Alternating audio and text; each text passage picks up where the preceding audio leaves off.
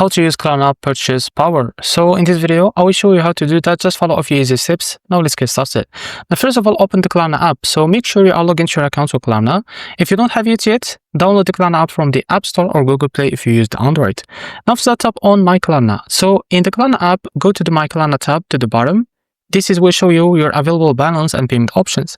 After that, check your purchase power. So look for purchase power under your available credit. This shows how much you can send using Klarna right now. After that, shop at your favorite stores. So choose any store that accepts Klarna. You can shop online or in store, just like normal. Now you can select the Klarna as a payment option or your payment option. At the checkout, choose Klarna as your payment method. Klarna will automatically apply your purchase power to pay.